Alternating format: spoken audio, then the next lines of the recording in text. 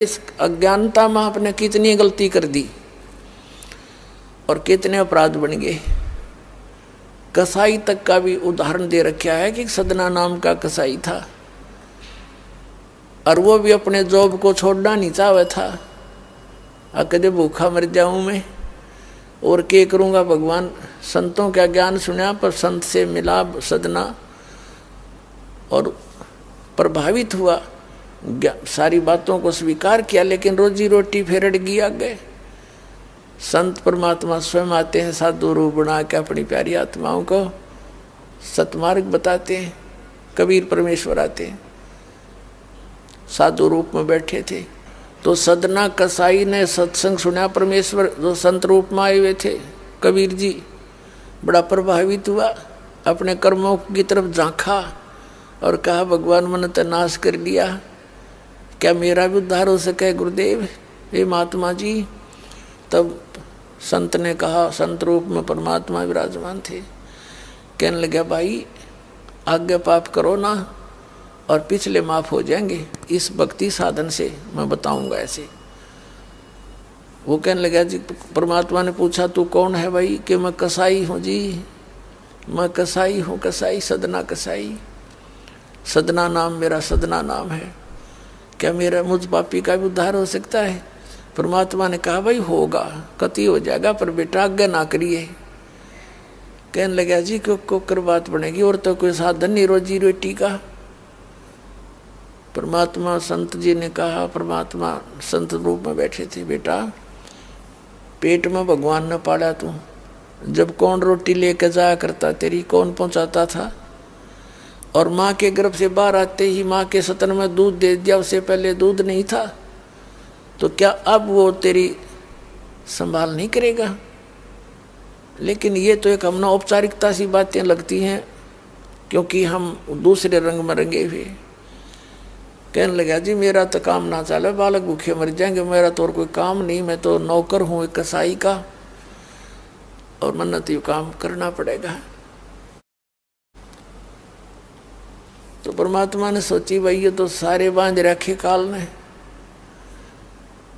कहा, परमात्मा ने कहा बेटा इसने छोड़ दे तू। तो सदना कसाई कहने लगा महाराज जी कुकर छोड़ो भूखे मर जाएंगे, बालक कर नाम लेना चाहे उठे नहीं, मेरा उद्धार कर दो गुरुदेव, उद्धार कर दो, मैं तो कति नरक में गया। परमात्मा बोले भाई नो दोनों बात क्यों करोगी मेरे। फिर परमेश्वर ने सोचा चल भाई चाकस होती है इसकी तो बहुत जबरदस्त इच्छा भगवान में। तो मालिक ने कहा ठीक है बेटा तू नो करिए, एक अपना लिमिट बना ले कि इससे ज्यादा नहीं बकरे काटेगा, जितनी तू ज्यादा से ज्यादा बना ले पर रही है वचन पे। अब सदना बोला जी ठीक है। उसने सोचा रोज के 5-4 काटने पड़े हैं, हम बेईमान से। कहने लगा अग जी 100 तो ज्यादा नहीं काटूंगा डेली। परमात्मा बोले अच्छा भाई जाता है, ठीक है बेटा देख रही है वचन पे, अग जी पक्का हूं मैं वचन का। चला गया। अब क्या हुआ कि उस शहर में राजा की लड़की का ब्याह हो गया, बारात आ गई और उसमें बकरे दारू चल रहे। मुसलमान बादशाह था, मतलब मांस तो आम खाते हैं, दारू शराब तो नहीं होगी खैर। अब उसके सदना के मालिक ने आदेश दिया कि सदना बड़ा ऑर्डर आ गया उससे, और भाई तुम ला दिए बकरे ला कर रख दिए 20। अब 20 काट दिए सदना ने, फिर डिमांड आ गई 20 की और। कहने का भाव ये है कि 100 के 100 बकरे कट गए और सदना ने सोचा हे भगवान कति पूरी बात बनी, हे भगवान आपने प्रण भी आपने रखा, मेरी तो प्रतिज्ञा भी आपने रखी, मांझ 2 के हथियार धर दिए, अकरेगी इज्जत आजत कति नाश हो गया था। इतने में परमात्मा ने क्या किया, एक बहुत बड़े व्यापारी का रूप बना के पहुंच गया सदना के मालिक के पास और कहा भाई मैंने ऐसे ऐसे कांटेक्ट करना, एग्रीमेंट करना तेरे से, रोज के 20, 30, 50 बकरे चाहिएंगे और मैं ऐसे आगे सप्लाई किया करता हूँ। तो बड़ा खुश हो गया वो सदना का मालिक कसाई, कहने लगा भाई ठीक है। और वो बोला जी बाकी एग्रीमेंट कराएंगे सवेरे, अब तो मैं थक रहा हूँ, भूख लाग रही है कि मैं खाना खिलाओ और बढ़िया बढ़िया स्वस्थ बकरे का मांस बनवाना। अब कसाई ने आदर किया नौकर के, सदना इधर आ। अब वो सदन कसाई आ गया, खां जी कि एक बकरा काट फटाफट। और बड़ा व्यापारी आया है, बड़ा एग्रीमेंट हो गया है, वो होगा बड़ी बढ़िया अच्छा। और भोजन तैयार करा, भेज रसोई में। अब सदना के हाथ पैर फूल गए, क्या वाह बात बिगड़ गई भाई, तो ना बनी बात, आज तो प्रतिज्ञा भंग होएगी। अब उसने सोचा कि जब बकरा ना काटूंगा तो यो मालिक नौकरी तो निकाल लेगा, और जब बकरा काट दिया तो वचन भंग हो गया, मेरी तो बात बिगड़ गई दोनों तरफ से। तो उसने सोचा एक आदमी का भोजन बनेगा, तो उसने क्या सोचा कि बकरे के नड़े नड़े काट दूं अंडकोश, अब मेरा पर्ण भी रह जाएगा और भोजन भी बन जाएगा एक आदमी का।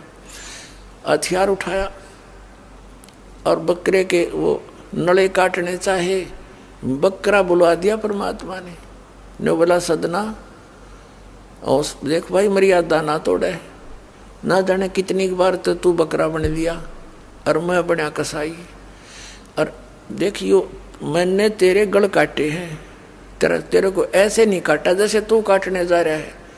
अब सारी रात तड़प कर मरूंगा मैं, तन्ने भी फिर मैं ऐसे ही काटूंगा तेरे को, ये देख लेना। अब बकरा किस सदना किसके बकरे काटे था, हाथ मत कर छूट गई, कप खड़ा खड़ा बकरा बोले ना कटर बैठ गया रोए। मालिक ने बाट देखी, रसोई में आवाज लगाई, रसोई से संदेशा गया जी अभी तक आया नहीं, मटेरियल पदार्थ नहीं आया, बनाऊं के ऊपर। खुद मालिक गया, सदना से कहा कि सदना क्या करा तूने, काटा नहीं बकरा। मैं नहीं काटूं मालिक, मैं नहीं काटूं। उसने सोचा ये तो दुश्मन है, ये प्रसन्न नहीं है मेरे इस एग्रीमेंट से, ये काहे का नौकर है। अब बोला तू नहीं काटे ना, ले मैं काटूं। उठा गुस्से में सदना के दोनों हाथ काट दिए उस कसाई मालिक ने, अरे एक मारी लात करते पार काट दिया। अब जैसे भी ट्रीटमेंट वगैरह करा करो का, महीने 2 महीने रो पीट कर उन्हें सोची क्या करूं भाई। उसने सोचा चल पड़ी यहाँ से। उस संत ने कहा था मैं वहां जगन्नाथ के मंदिर में रहता हूँ, वहां आ जाना। उस जगन्नाथ के मंदिर की तरफ चल पड़ा कि भाई परमात्मा ने जब इतना चमत्कार दिखाया है, बकरा बोलिया, इसे बुंडे काम ना मैं तो कदे भी ना करूं, मरवा से जीवा से भूखे मरे। आदमी की कही तो ना जच्चे, पर वह तो सच्ची होगी, सामने तो जुल्म हो गया। यूँ तो बहुत बुरा जो है ना एक रूटीन है, यूँ नहीं करें भाई कति भी। संत साची कहे थे वो उस दिन जच्ची उसके, उस गुरुदेव के पास समाधान के लिए चल पड़ा। देख कहाँ तक बिजली गिरती है इस बुंडे कर्मों से, कैसे फिर जो मालिक परम संत की शरण में आ जा रक्षा कैसे होती है। अब वो चला जा रहा था, पहले सरपंच नहीं होते थे, नंबरदार होली सोली होता था गांव का, और 5-4 गांवों में से एक गांव वाले व्यक्ति नंबरदार को कोई विशेष और पावर दे देता था राजा, जिस वो दंडित भी कर सकता था अन्य किसी उनको। एक नंबरदार के घर पे रास्ते में जा रहा था, नंबरदार के घर पे रुक गया और कहा जी मैं रात न रुकूंगा, मैंने आगे यात्रा पे जाना है, जगन्नाथ में जा रहा हूँ।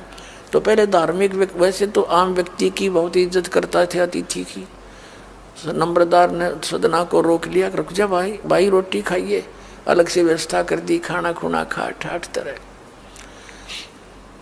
अब क्या हुआ कि उस नंबरदार की पत्नी जो थी वो बैड कैरेक्टर थी, उसने सदना के साथ दुर्व्यवहार करने की चेष्टा की। वह रोने लग गया, माई मैं तो वहाँ दुखी व्यक्ति हूँ, रात काटनी है, काटन दे तो काट दे, ना मैं भी चला जाऊँगा।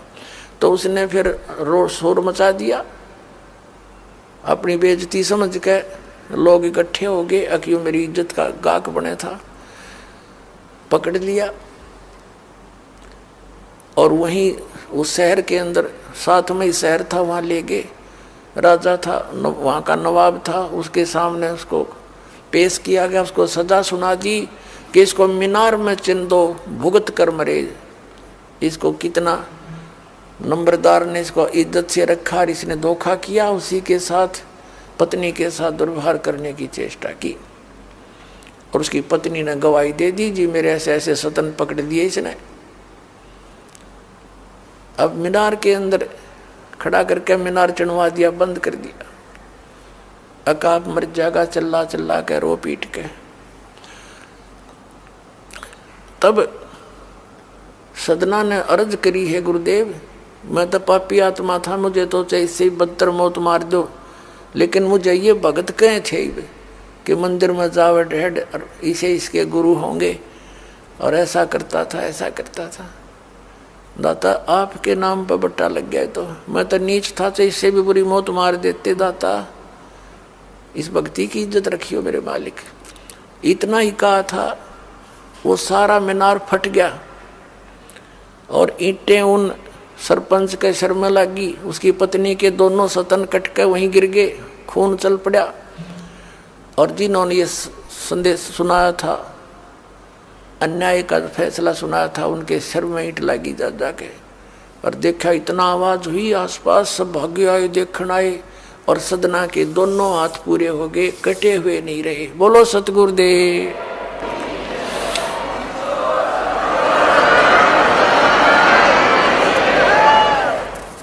तो कहने का भाव ये पुण्यात्माओं, हम मर्यादा इतनी भारा मान रहे हैं जो भगवान के मार्ग पर चलने वाली, और उनसे ही लाभ होगा।